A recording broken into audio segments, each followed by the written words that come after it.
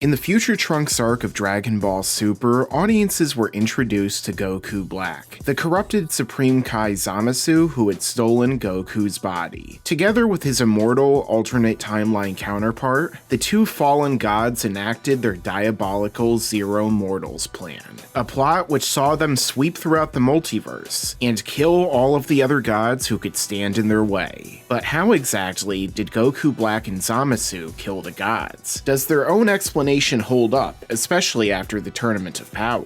Well, in this video, we're going to discuss that. Hey guys, over on my second channel, Laughingstock Cinema, I have a review up for Avengers Endgame. Is it the best MCU movie and the perfect conclusion to the Infinity Saga? Well, make sure to check it out after this video is over in the end screen and description. Alright guys, so joining me in this video is someone you've seen on my videos in the past, and his name is... Hey guys, what's up? It's Josh from Dragon Ball Nation here. Okay Josh, so like I said in the intro, which you obviously haven't heard because we're recording this after the fact of the matter is that this is something that many fans, including myself, have wondered about ever since the Goku Black arc or Future Trunks arc, whatever you want to call it, of Dragon Ball Super came to a conclusion. With the question being, how exactly did Goku Black and Zamasu kill all of the gods? Now, as it was explained in Dragon Ball Super, what happened was Goku Black and Zamasu went around to the different universes within the Dragon Ball multiverse, and they killed the Supreme Kais, or the Kaioshin, taking advantage of that connection that they established earlier in the arc, in which they revealed that if a Supreme Kai is killed, then the God of Destruction, being their counterpart, would also die because of a connection between the two of them. So these renegade gods basically went around wiping out all of these weaker Supreme Kais and getting rid of their strongest opposition in the Gods of Destruction so that they could enact their Zero Mortals plan. And when you first hear that, that seems kind of reasonable. After all, the Supreme Kais aren't exactly that powerful, and up until that point, we hadn't exactly seen them going around and hanging out with their other Gods of Destruction. However, this whole question becomes a lot more complicated once we get to the next arc of the Tournament of Power, in which we see that many of these Supreme Kais are actually hanging out with their Gods of Destruction on a pretty regular basis. Like, for example, the Universe 3 Supreme Kai is constantly hanging out with Moscow, their God of Destruction, and it seems like they basically occupy the same kind of cyber planet. And then, of course, there's the Universe 11 Supreme Kai K, who seems to be pretty close with his God of Destruction, Belmod. And as we know, Belmod has his own apprentice who is on his way to becoming the next God of Destruction, named Top, or Topo,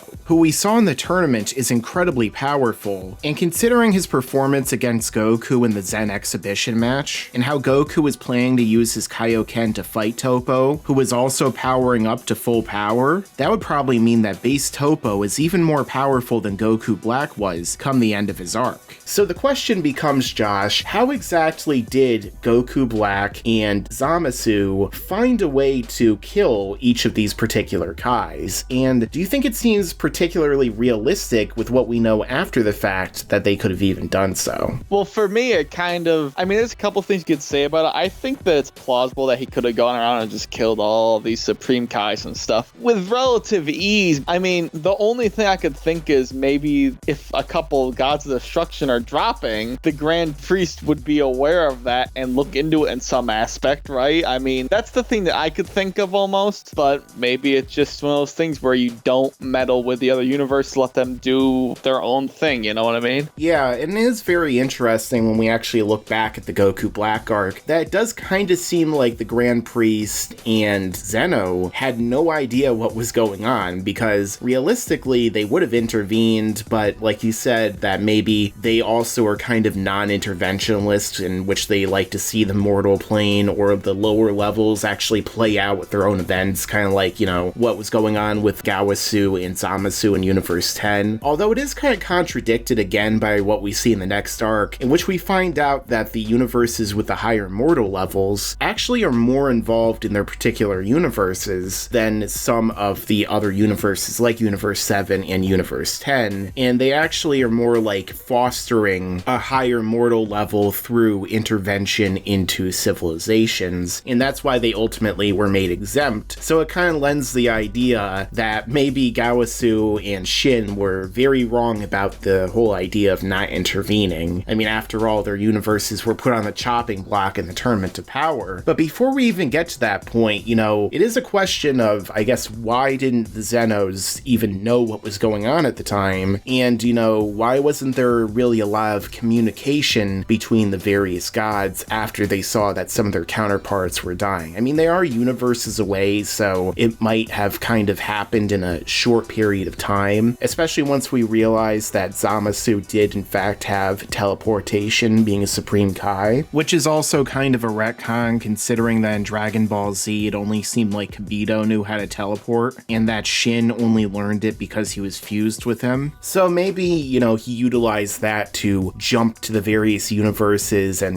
kill them when they were sleeping or something along those lines. I mean, how's he locking onto these power levels? I mean, I guess maybe he can sense the other Kais in universes. That must be a thing that he can do, but there's definitely some questions to be raised with it, but I think that it works well enough, I find. I mean, at the end of the day, it is Dragon Ball, which doesn't mean it can't be super in-depth, but it is what it is, Everything should be able to be as great as possible, but not everything can be written perfectly, I guess. I mean, a lot of it comes down to not only in this arc, in the Tournament to Power arc, but when we get into even previous series in Dragon Ball, so Dragon Ball and Dragon Ball Z, as we know, Toriyama isn't exactly like J.R.R. Tolkien. He's not a writer who maps all this stuff out for years in advance, and then it finally happens, and everything perfectly interweaves and interconnects, He kind of writes by the seat of his pants, as many people have described it, where, the twists and turns are happening at the same time for him as they pretty much are for us,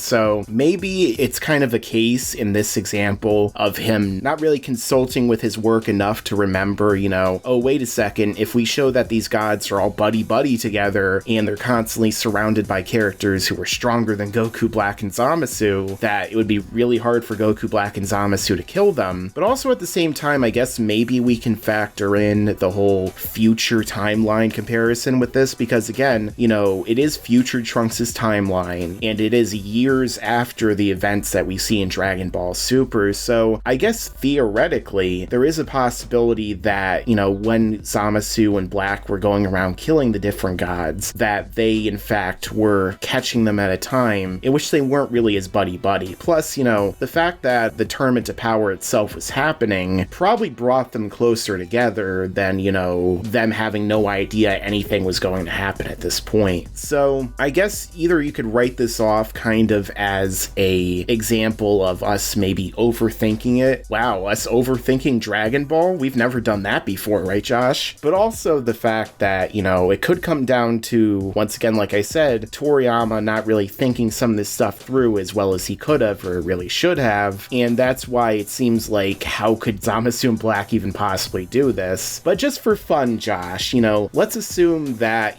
that is the alternative, and let's try and rationalize this in-universe, which is something we should probably never do with Dragon Ball Super, but anyway, let's try and humor it in this case. Let's say that all the universes are the way that they appear in the Tournament to Power, Kay and Belmont are always flanked by Topo and their angel, maybe the Universe 3 Supreme Kai always hangs out, it's got destruction. Is there any way that realistically Black and Zamasu, through their combination of shield and sword, would even be able to overcome such incredible odds? No, absolutely not. But I will say, it was a really short answer there, but I will say, Mike, that there are a couple of those universes that, realistically, it would have been a little tough for them to get to them, like, Universe 11. I think that Belmont and the Pride Troopers, I would have to assume, are kind of close, just by the way that they talked about them. But if you really look at it like an outsider, I mean, Universe 7, well, I guess Universe 7 is really close.